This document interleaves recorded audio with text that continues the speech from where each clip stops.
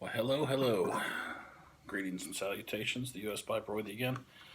This one is going to, honest to God, I'm going to try to shut up and keep this one short. Smoking some Samuel Gawith Skiff mixture I picked up during my Christmas travels. Old Morgan Bones quarter bent brandy.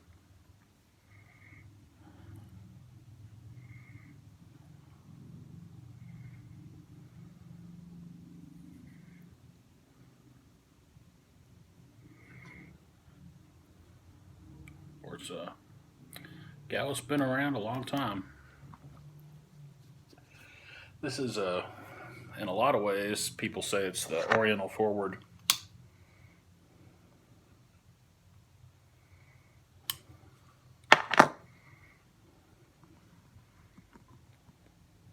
Version of Squadron Leader, almost a sister blend.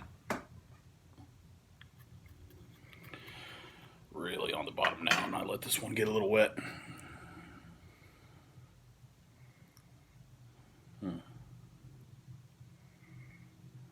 So it's got Latakia, Virginia's, some Turkish leaf.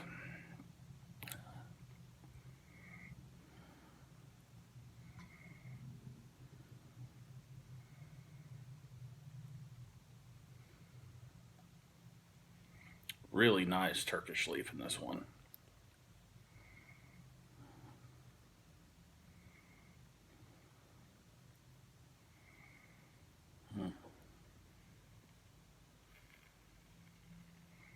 I've really come to like this blend in the last day or two here.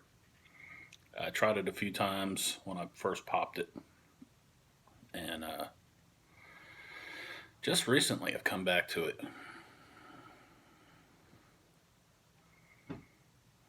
It's not as lat heavy as a lot of the Englishes.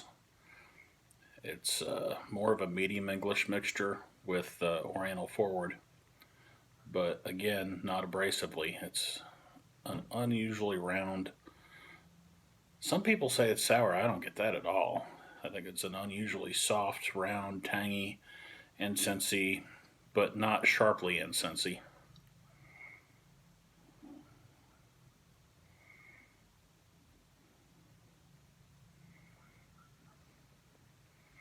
It has some nice Virginias in it that add some nice natural sweetness. Pretty sure there's a hint of the old Lakeland in there. It's not that it really comes out in anything florally or anything. It's just, and that may be partially because of the Turkish Orientals being forward in this. And everything's nicely supported by some nice smoky, leathery Latakia. Very nice.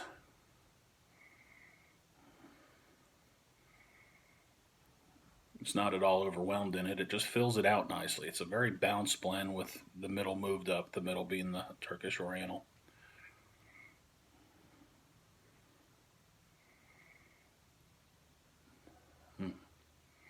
But it has a little bit of that Gawith Germain. Germain has it a lot more in a lot of their blends, but that little bit of a.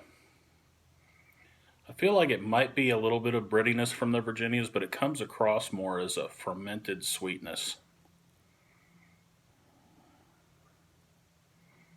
If that makes any sense.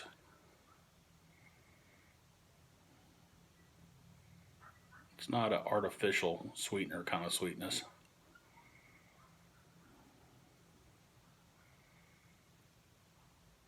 Little yeastiness, maybe. It's usually things you would say about Virginia flakes and stuff like that, but it's different in this because of the mixture.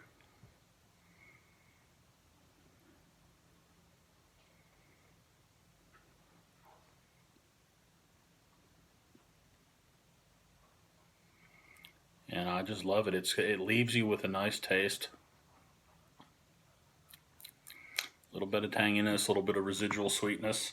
Not in a really sugary, caramely kind of way.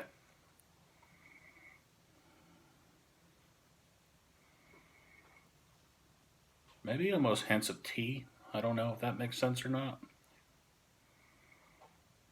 Of Of course, I'm having it with some Earl Grey right now, so that could be part of that.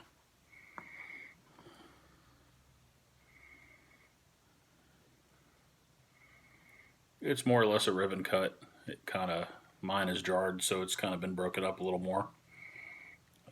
Being manipulated some, but it looks like the Latakia is a little more chunky. But it's overall, it's a nice ribbon cut.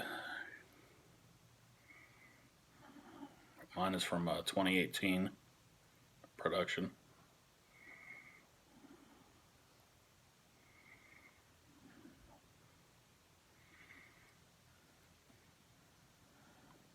It's just very nice, very legitimate. Makes you want to do that. Not in a I've got a mouthful of Cavendish kind of way, because there's none in here.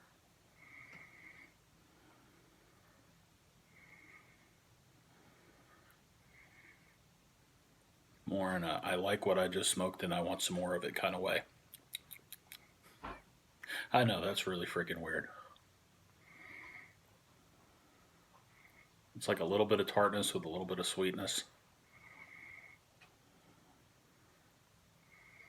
It's got a lot of character.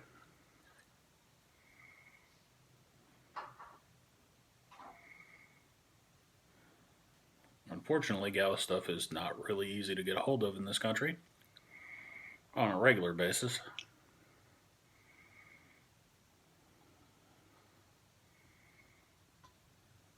$50 10 wise, that could get hard and expensive fast.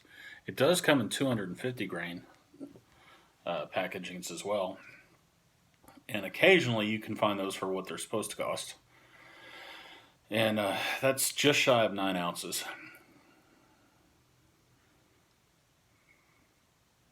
And they're supposed to be under $50. I've seen them go for twice that, and of course, some of that is cellared stuff. You can find cellared tins of anything Gawith going for crazy money.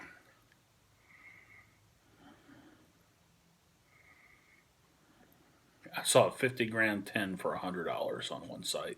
Won't mention the site; it's a well-known one, but it was like a 2008 tin. So if you're willing, if you're not going to feel $100 and you just want to know what something cellared that long would be like.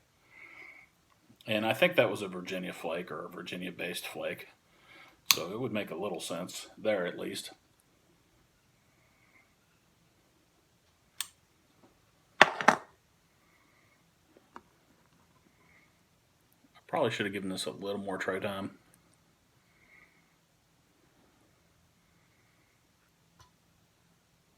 But this is my second bowl of the day, and just gotten really into it. I like Oriental Forward English blends. I normally like them with more Latakia than this, but it's like mixing sound. You can't just keep turning everything up. Eventually, you can't hear anything. Sometimes, if you want to make something louder, the best way to do that is to leave it its own space.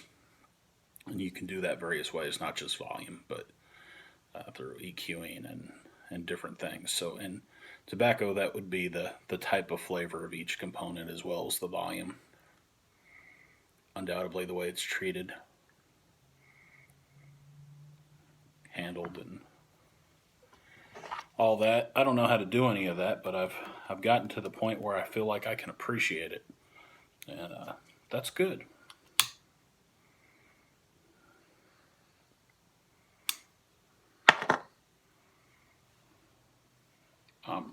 I'm down to the bottom right now, so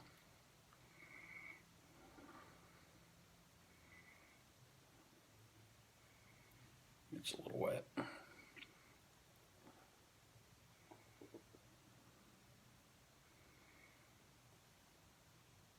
I'm not to the dottle or anything. I'm just where it's gotten a little damp. It's a little bit of a tall pipe, not terribly so, but like I said, I could have given it a little more tray time.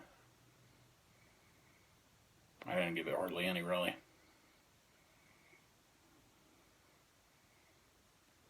My particular tin wasn't drowned rat or Gawith wet, however you want to say it. It was definitely on the damp side, but it wasn't just drowning. maybe due to the age. It sat on the shelf for a while. It had a good seal on it, though. I mean, it had vacuum on it. So I don't know.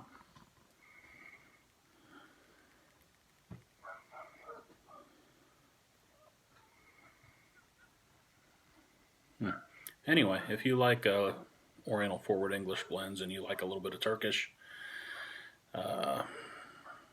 Balkans, that neighborhood is you. If that's your neighborhood and you like that whole area, this is definitely one to drive in. Get a 10 and test drive it.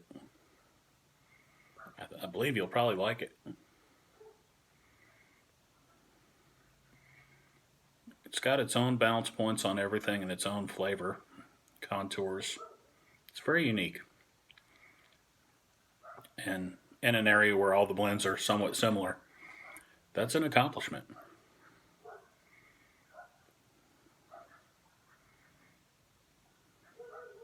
Which, you'd kind of expect that from Gawith.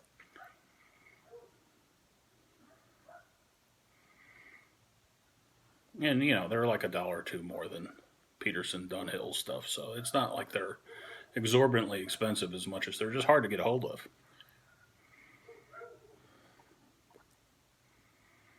But I'm gonna definitely plan on getting a hold of a little more of this if I get a chance. So we'll keep this 1 to 12 minutes. I hope you all have a blessed Sunday and a blessed rest of the week. The U.S. Piper out. See you guys.